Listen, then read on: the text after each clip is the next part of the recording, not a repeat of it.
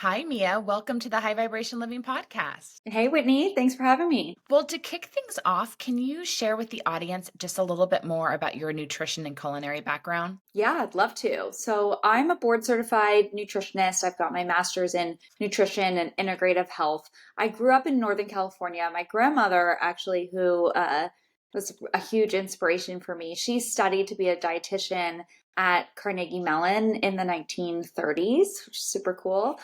She never actually practiced because she had 8 children.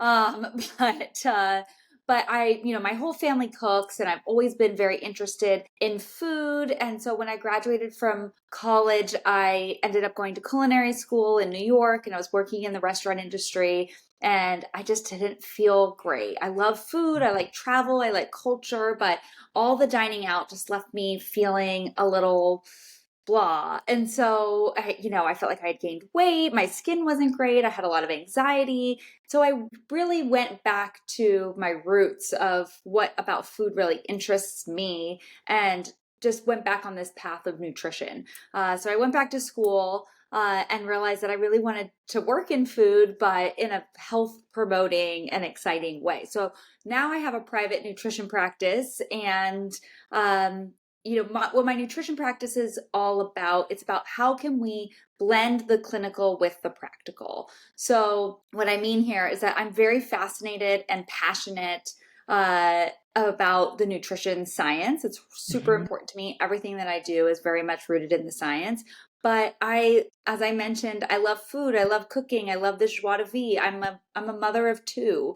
So the practicality is really important to me. So I'm always thinking, how can we blend the clinical with the practical? Because results are always going to come from being consistent and not from Mhm. being perfect. So when I'm working with my clients one on one, I'm always trying to help figure out how we can use our understanding of clinical nutrition, how it relates to their body and their nutrition needs and their goals, and how we can fit that into their life in a practical way that makes sense for them and that they enjoy and that they can be consistent with. So I work with clients privately one on one. I also have a couple of books. I've got the Well Journal. I had a cookbook that came out last year. And I'm very active on social media, Instagram, Substack, trying to just like get as much nutrition information that is approachable and digestible out to people as I can. What does consistent mean to you when it comes to food and our daily food habits? That's a great question. So, sometimes what I hear from my clients that I'm working with one on one is that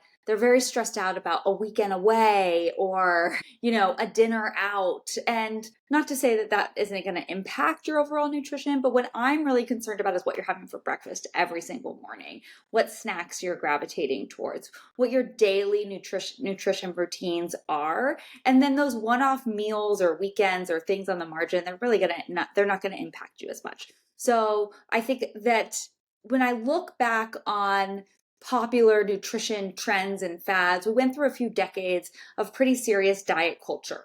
Yeah. And, people were either on the wagon or off the wagon. They were either doing it 110% or they weren't doing it at all. And I don't really think that that served anyone. And if you look at the statistics of, metabolic health and obesity, like we could see the evidence is supporting that these diets didn't really work. But then the pendulum kind of started to swing to the other direction of intuitive eating, listen to your body, anti diet. And although that might work for some people, I don't think that that is quite the answer either. I think there's something in the middle where we can be intentional about our food choices and understand nutrition and how it relates to our body and make conscious decisions without being on a diet. Another really important part of that, and I'm digressing, is that when I was starting my nutrition practice, I felt like people didn't really understand the difference between healthy eating and being on a diet. Meaning that the motivation for choosing healthy foods was almost always around weight.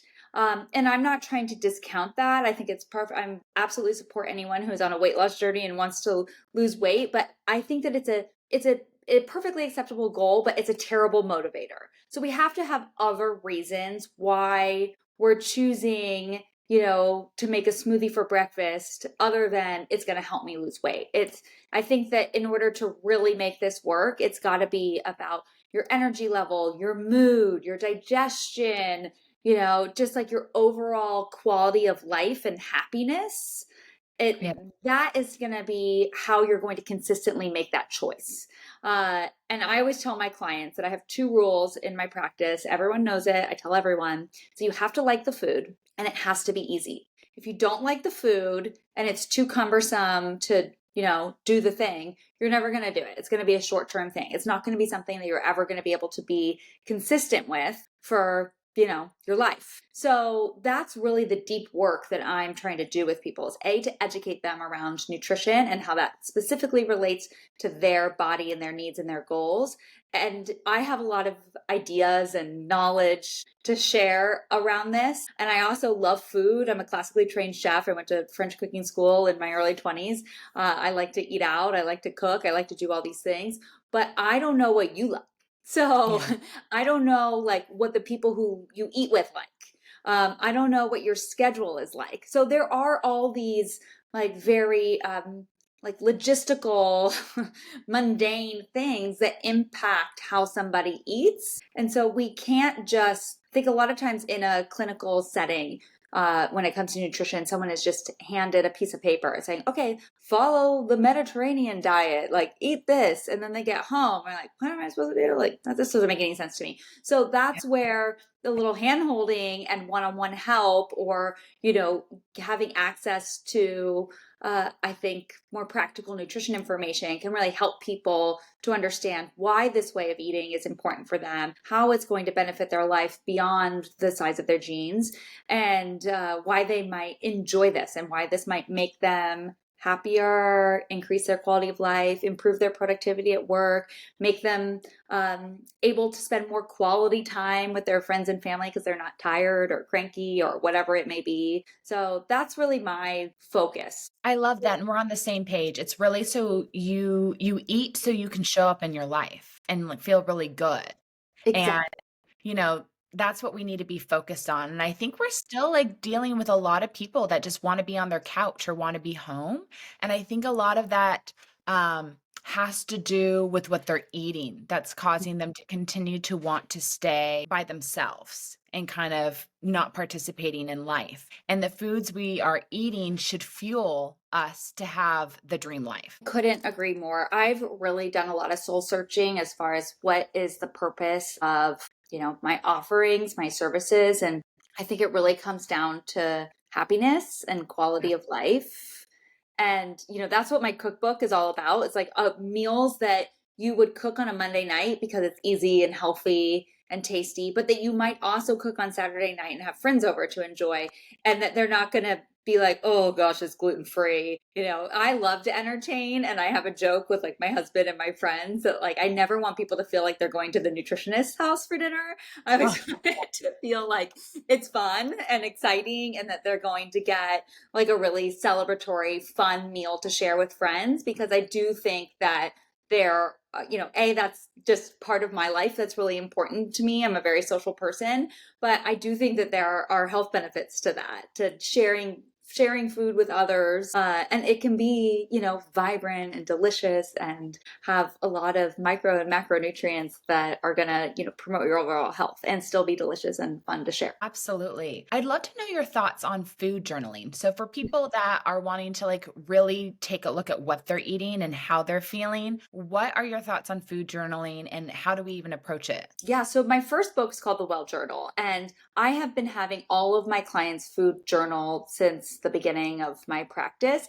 I mean, as a nutritionist, it's very hard for me to give someone advice if I don't know what they're eating. But beyond, me needing to understand this to work with them, what I find is just the act of writing down what you're eating brings so much awareness. So when I was first starting my practice and having my clients journal, what I found is that the benefit was less for obviously there's benefit of me understanding what they eat and being able to give them advice, but the things that they learned about themselves from journaling and writing down what they were eating was really profound. And there are a lot of studies that back this up, that the simple act of writing down what you eat consistently leads to greater weight loss outcomes and greater health outcomes. So there's a lot of evidence behind food journaling, but as I always say, you can't change what you're not aware of. And it's really easy to just like mindlessly grab snacks and little things throughout the day. So writing it down just makes you think, okay, why am I putting this in my mouth? Am I hungry? If I'm hungry, why am I hungry? And sometimes when you're beginning a food journaling practice, you might feel disappointed because it's bringing to light and to paper some choices that you might not realize that you're making that are not aligned with your goals. But I would encourage you to think of this, anyone who's starting a food journaling practice, to really think of this as a positive, because now you have an opportunity. So in the Well Journal, what I wanted to do was really look at qualitative data versus quantitative data.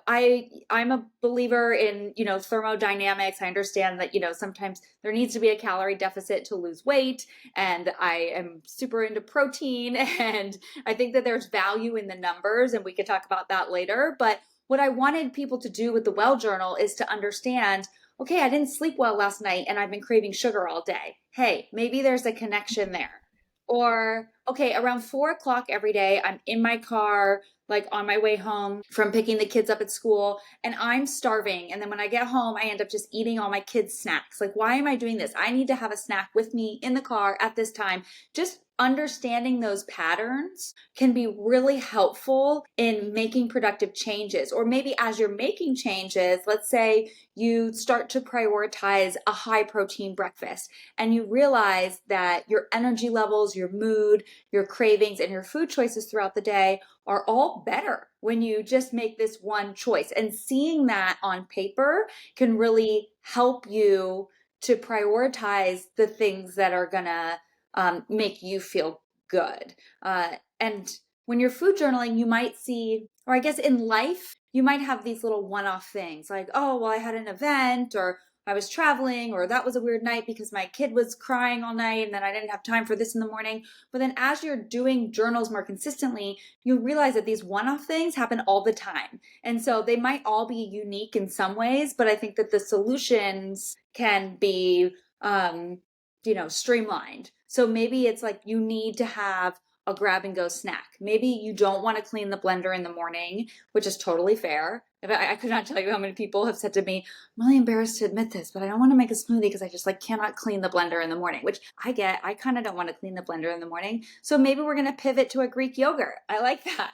That's what I had this morning because I didn't want to clean the blender. So, that's totally fine. And sometimes these very like practical logistics are really impacting our choices. And so instead of trying to fit your nutrition into your life or your life into nutrition, let's try to fit nutrition into your life in a way that makes sense because there's tons of options. It's a beautiful thing about America is that we have a lot of options. There's a lot of different foods, huge country. There's a lot of innovation, a lot of things that are not so great, but there's also a lot of great things. So there's a lot of different options. And so, I always like to think that you're doing like a little like Sherlock Holmes detective work. Like, okay, like why am I doing this? Oh, wow, I'm eating a lot of food late at night. I didn't realize that. What can I do to improve that? And I think that that's really, really empowering. What do you like to eat for breakfast? What are the protein-packed breakfasts that really hold you to lunch? So a few things. I kind of go through like waves of a breakfast that I love, and then I switch it up. And I find just by, working with people for so long and seeing all their food journals that a lot of people do that. So I was on this kick. I had a baby, she's almost 9 months old. And after she was born in November, I was really into this like I call it like my high protein, low carb oats. So what I would do is it was like a little bit of oats with a lot of flax seeds, chia seeds, collagen powder. And so it felt like this nice warm bowl of oats, but it had a ton of protein, healthy fats, like so much fiber. And it wasn't, oats are really high in carbohydrates. So it felt like a nice warm bowl of oats, but without all the carbohydrates. I like to have about 30 grams of protein for breakfast, and I don't want to spike my blood sugar first thing in the morning. So that is, where I have a little bit where I struggle with the oats because, of course, I like the taste of it, but they often need to be sweetened and they don't have any protein and they're super high in carbohydrates, like almost like a bowl of pasta. So I don't want to start my day like that because that's going to keep me like that's going to make me tired. I'm going to crave sugar and carbohydrates all day. I'm going to be hungrier. That's not how I want to start my day. So I do have this recipe for high protein, low carb oats that I love. And I was eating that for a while. And then I kind of moved into my Greek yogurt era, where I'm currently at. So I like to have, I've actually been having Icelandic yogurt. I've Yeah. never really liked the taste of Greek yogurt because it's a little bit too tangy for me. That's just has nothing to do with nutrition. That's just a personal preference. So Icelandic yogurt I find is like a little bit more mild. So I have Icelandic yogurt, non-fat yogurt with some peanut butter because I love peanut butter. So I have that as my fat source and some blueberries or raspberries for antioxidants and fiber. And then I love this coconut cereal from Thrive. It is the most insane cereal. It's so delicious and crunchy. It's low carb. It's organic. It's like Thrive Market brand. So I put that on there. And then my other new favorite thing, which are basil seeds, which are very similar to chia seeds, but they have a lot more fiber and omega-3. So 2 tablespoons of basil seeds, they look identical to chia seeds. Two Yeah. tablespoons of basil seeds has 15 grams of fiber, which is nuts. So that's what I've been having. But I also do like a smoothie. So I will do like a protein shake some days, and then sometimes I'll do eggs. For my kids, I make scrambled eggs every morning. So sometimes I'll just make a lot of scrambled eggs, and we'll all have that. But right now, Where do you get your basil seeds from? well, the brand is called Zen Basil. They're the only brand that I know of that makes basil seeds, and you can find them on Amazon. Okay. Very cool. How did you learn about basil seeds? Sure, but I got them about 6 months ago Yeah. and I was just blown away that I'd never heard of them before. And I couldn't believe the macronutrient profile on the back. And they really are a fantastic source of anti inflammatory omega-3 fatty acids and so much fiber. And they've got that little like chia seed crunch, and they're awesome. What do you like to order and what do you recommend to your clients when you decide to eat out for breakfast? When you go to a cafe or you're on vacation, Eggs. what are you looking for? I normally just get eggs. So I oftentimes will just like make my own. I'll get scrambled eggs with a side of spinach, maybe some avocado. Um, I have a almost 5-year-old son and my husband, they love bacon. So sometimes we'll get a side of bacon to share. But I try to really focus on the protein. I will say breakfast is a meal that I don't really eat out that often. But if Mhm. we're traveling, I'll do that. Or I'll find like a smoothie place and I'm gonna make my own smoothie. I always laugh, like, you do not want to be behind me in line when I'm ordering a smoothie. Because I'm like, I'll have this one, but without this, add that, half of that. Because a lot of times when you're ordering a smoothie, even if it's at Erewhon, it just has so much sugar and not enough I protein. know. I know. They always look like great desserts, but I don't have room for dessert in my tummy. So I always think, oh, maybe someday I'll try like a sip of an Erewhon smoothie, but I've never ever ordered a smoothie at Erewhon, and I've been shopping there since probably 2005. I know there's like one that sometimes I will get. It's like the green something. But yeah, I mean, the Haley Bieber smoothie has so much sugar. It's just, I'd rather just get an ice cream. Yeah. Yeah, I'd rather have Greek yogurt with a little granola. Like Yeah. but you know, it's really interesting because it's just the phase that I am in life and with my body. There was a time, maybe in my 20s and early 30s, where I would have been craving that and I would have been all in. But I just know how that's going to make me feel, and I don't want to feel that way. So I have no desire to try it. It's Yeah, very interesting. I get that. I mean, I think of things a little different. Like there's one, like if you're visiting LA and you're like, I gotta see what this Haley Bieber smoothie is all about. I'm like, go get one. Like that's fun. Like there's nothing wrong with getting a Haley Bieber smoothie. But if you're on your way to work and you got a long day of meetings ahead, or you're dealing with kids, or you just like wanna feel good during the day, maybe that doesn't need to be like your everyday breakfast. Like I lived in New York for a long time, and I remember I had this one client who was working in a bank, and the first thing she said to me was, please do not take my bagel from me. Every day I go to the bodega and I get a bagel and cream cheese, and like, do not take that from me. I love it. And I said, I'm not taking any of the foods that you love away.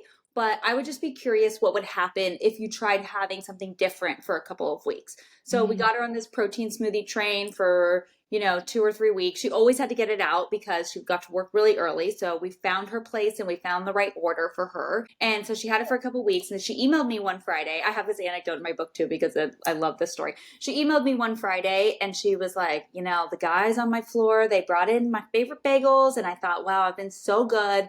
I'm going to have one. And so she had like the whole shebang. And she emailed me. She's like, I have felt awful all day. I'm so tired. I just have been craving food. My stomach hurts.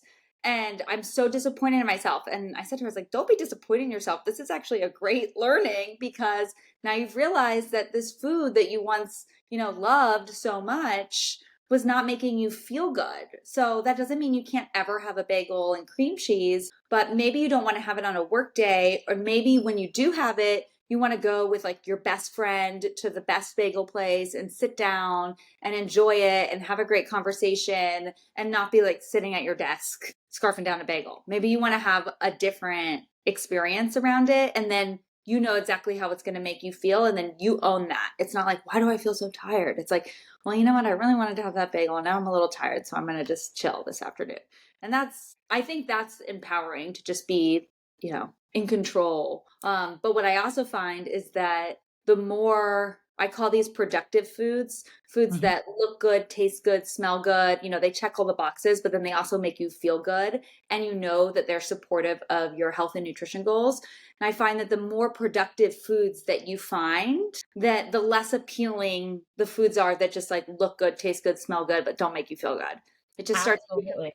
I don't want that anymore. That's not satisfying to me because I found this other thing that's so delicious and I love so much and I look forward to eating, but it doesn't make me feel like crap. Yeah, and that's what I hope everyone can find, through listening to this podcast, through, trying cookbooks like yours. I think that's really the goal, is helping people find the food that's super functional for them. Totally. Functional is a great word, but that's hard because sometimes what you're doing is you're looking at what works for somebody else Yeah. and you're trying to figure out like how am I going to do that when I'm really busy and I got to get the kids to school and I got to get to work. I don't have time to like make this elaborate. I'm not going to like juice the celery every morning. Like that's ridiculous. Like or spend $9 on like some, it's like so it can be like, you have to kind of do go on this self-exploration. I think that's where the food journaling can be really helpful because you can see I had this for breakfast and then this is how I felt the rest of the day.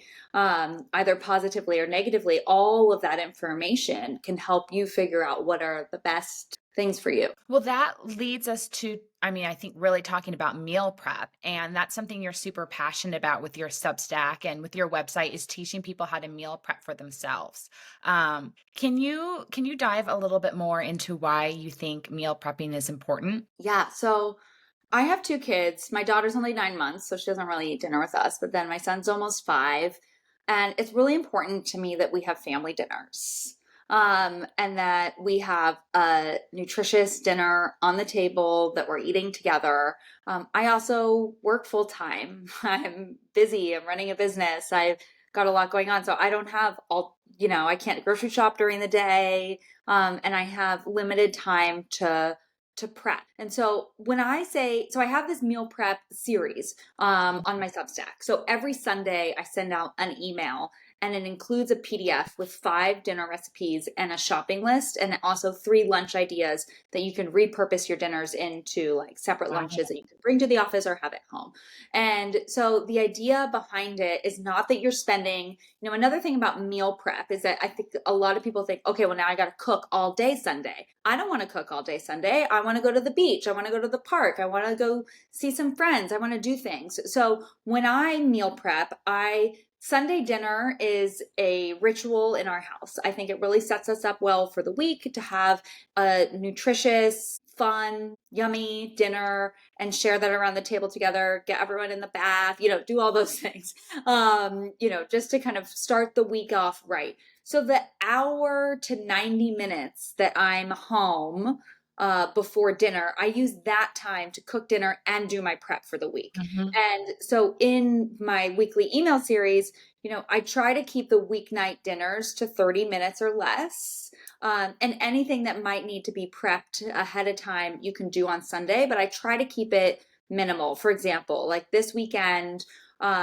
this next week, I've got a chicken curry. And what we do is we make a lot of chicken Mhm. so that, you can put some in the curry. The curry is more of like a vegetable base, and then you add the chicken on top so that you can have some chicken reserved for salads or other dishes during the week. So we were just cooking the chicken once, but it takes the same amount of time to cook the chicken for Sunday night as it would to cook it for Wednesday night. But we're just going to cook it all on Sunday and then have leftover. So, and then same with like any rice or grain or any, if you want to do like a cauliflower rice mix, if you're doing lower carbs, that too we can batch cook. But then we also have, a steak with with a ratatouille on top. And so the ratatouille, we're going to make that on Sunday to have during the week in the time when because the curry takes a little time for the flavors to come together and all of that. So while you're doing that, you can also be making the ratatouille because there is downtime.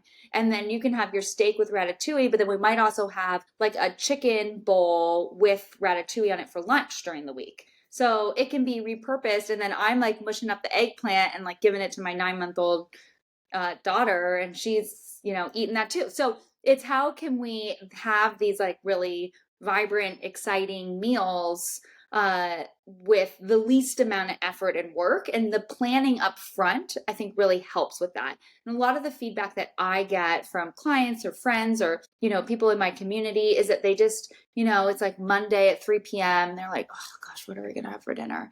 And so this is like, oh, I already know. I made the ratatouille. I'm going to take the steak out of the fridge and I'm just going to pan fry it.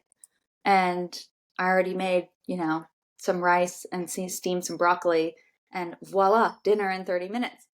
And so, if you can plan and shop ahead like that, and then if you don't eat steak, swap it with chicken. I always try to give people options. Like it'd be delicious with some halibut or some salmon. But I always try to give options for a diversity of proteins and a diversity of plants so that you're really getting like a vibrant, nutrient dense, exciting palette and array of foods. Absolutely. I mean, we're on the same page because I always think about food, so it's easy for me to plan.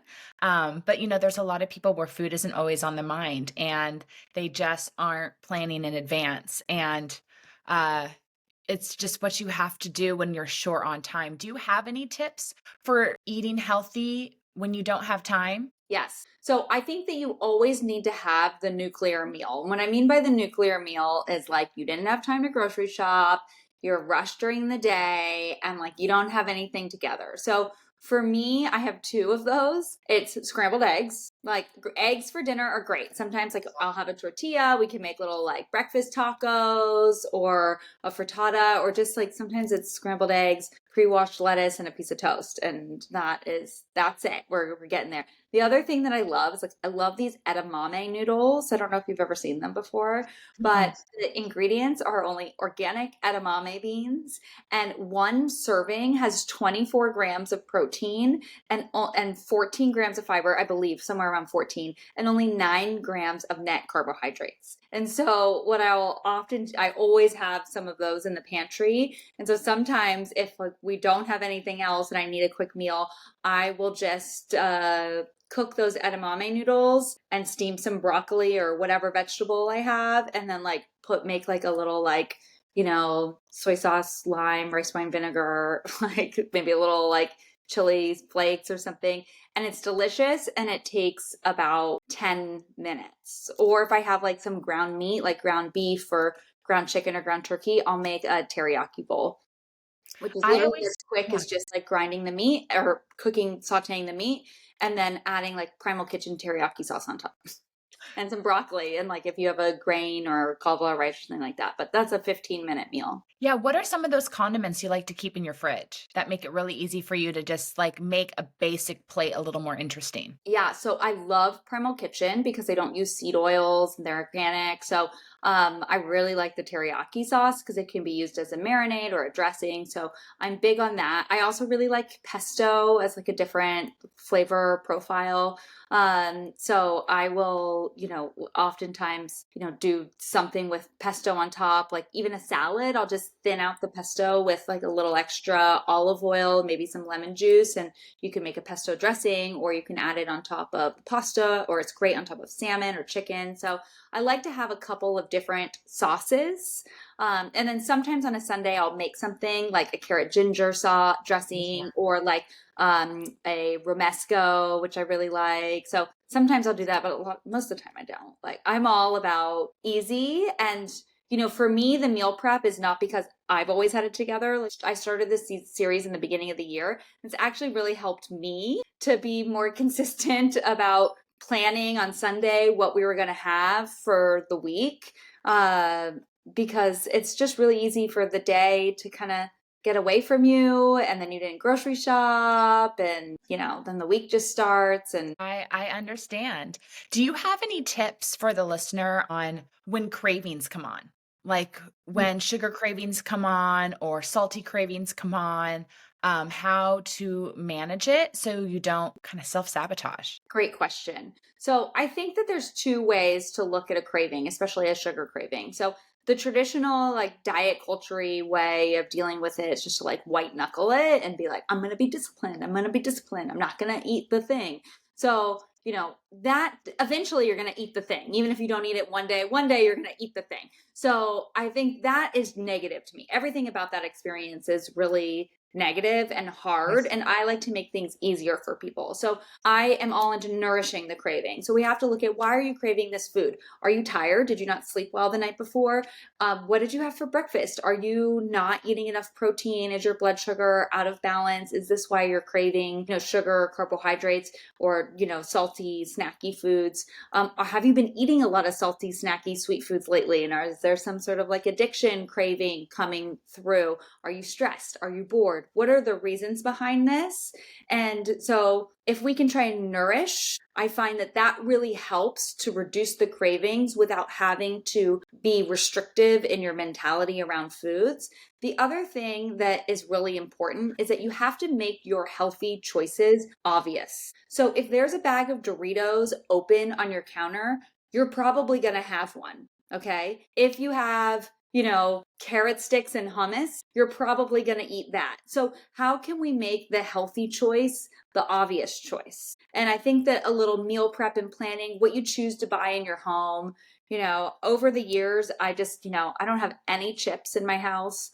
I don't have any chocolate. It might sound boring, but I just find when it's there, we just eat it and we don't really want it, and we're not really thinking about it, but it's just so easy to overconsume. And if it's a hot, sunny day, I'm the first person to be like, let's go get ice cream, because that's fun. And to me, that's an enjoyable experience. But just going back to the pantry to get a peanut butter cup, to me, that just like, it's tastes good for a second, but it's not adding anything to my life. Sorry about that. Mercury's in retrograde and Right. my cat decided to go out. All good.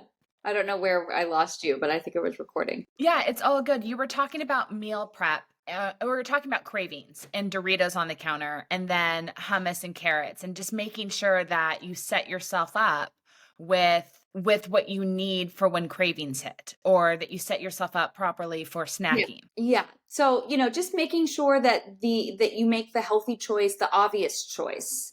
I was saying, I don't know if this got cut off, but I was saying that I don't have any chips or candy or chocolate in the house at all, which might sound a little boring or lame, but I just find that like going into the pantry to grab a peanut butter cup is not adding any value to my life. I'm the first person to say on a sunny day, let's go get ice cream, and I want to have those fun experiences. So it's not really about the sugar. It's about, what do I want? And sometimes I feel like when these chips and candies are around, they just are gone so fast. And it's like, it's not, to me, I just don't find that enjoyable. We have a lot of fruit. And we eat our meals, but I don't, and I have a lot of, healthy snacks for the kids, but I just don't feel like I need to have all this, like all these chips and chocolates and candies in the house, because they just get eaten for no reason. What do you like cooking for yourself right now? What have you been making a lot of or have been craving for yourself? Great question. I don't often cook for myself, if I'm being totally honest. Although I do get to decide what we have for dinner every single night. So maybe it is like cooking for myself.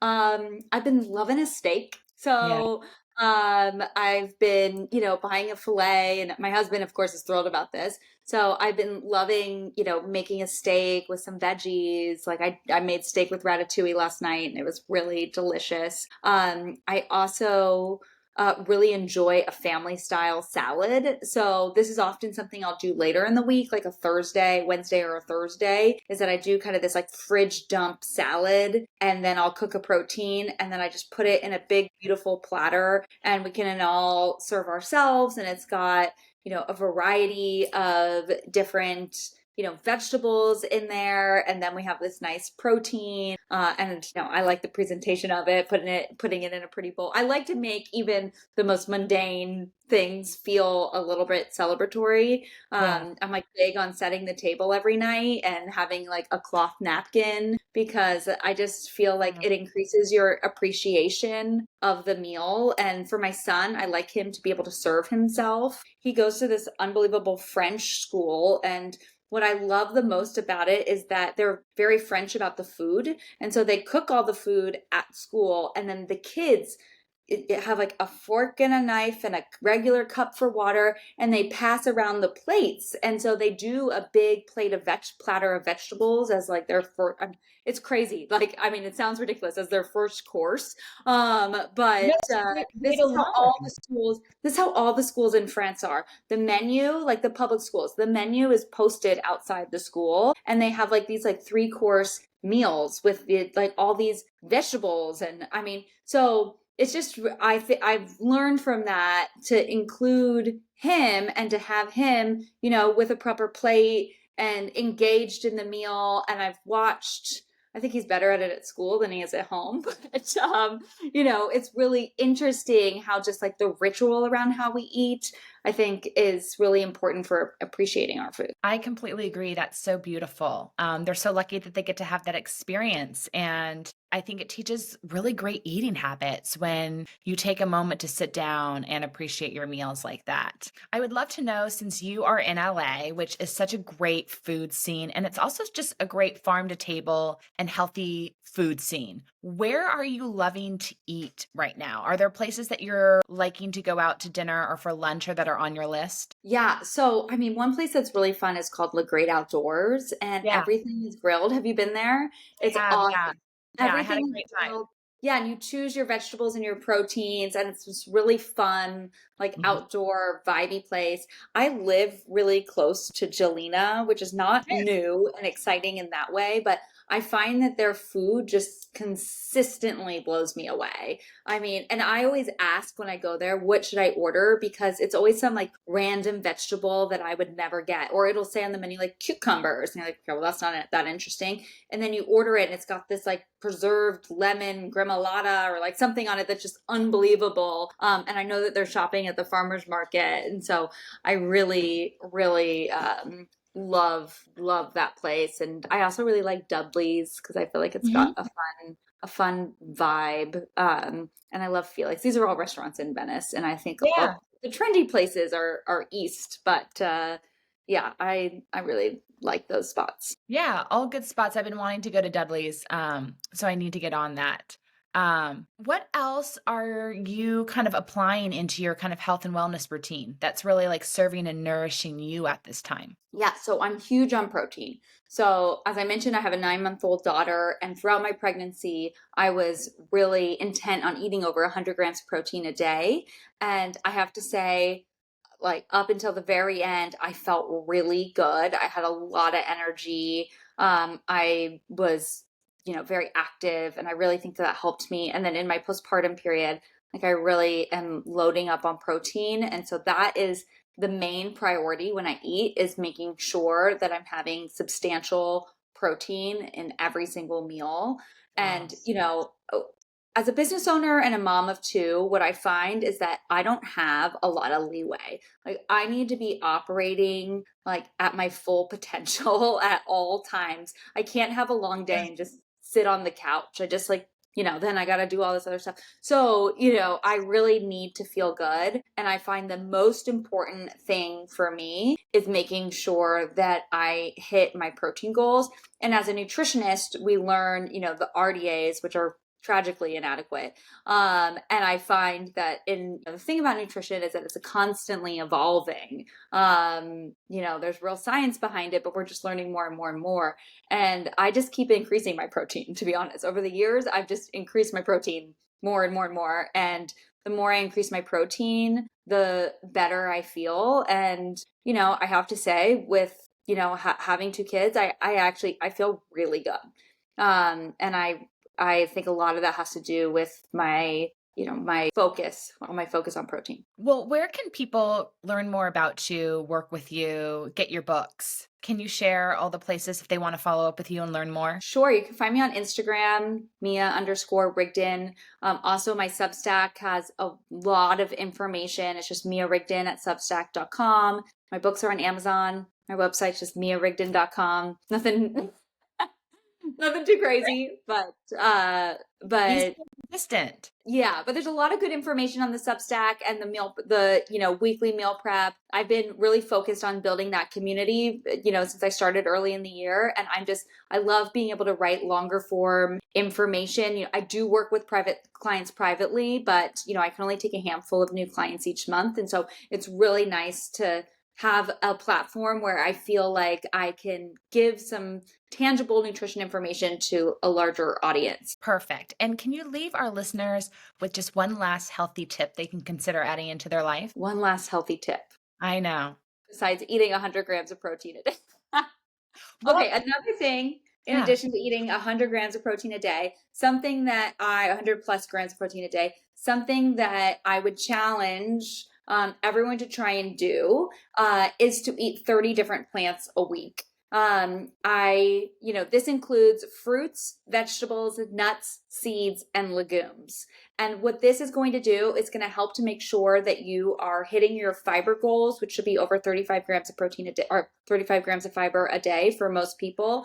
And it's going to ensure that you're getting a wealth and variety of micronutrients, which are the vitamins, minerals, antioxidants, phytonutrients that your body really needs to thrive. So, we talked about the protein.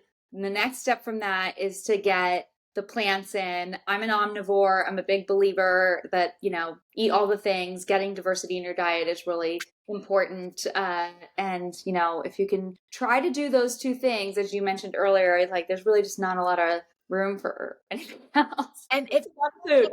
focus on 100 grams of protein, how can they better understand the amount of grams in the protein that they're choosing? I think a quick Google, or you can use Chronometer. Like, I don't really like MyFitnessPal because I feel like it just sucks the joy out of the food you're eating. But I do think that there's a benefit of doing that for like a week or so, or just Googling how much protein is in 4 ounces of salmon.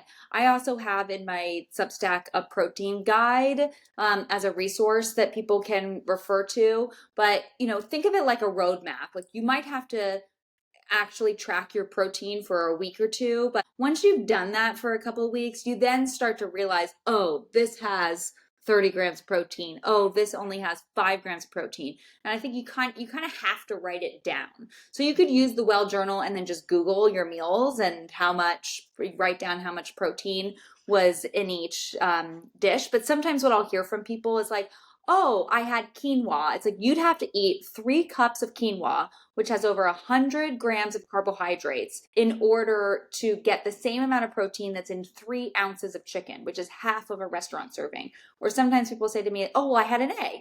I'm like, well, that has 6 grams of protein. So that's nowhere near, it's great, but that's nowhere near what you need from just one egg. So I think writing it down and really tracking your meals and how much protein you're eating is kind of the only way to figure out how to reach your protein goals. Perfect. That's super helpful. Well, thank you so much for all this information today. This was outstanding, and I really appreciate it, Mia. Yeah, of course. So nice to meet you. Thanks for having me.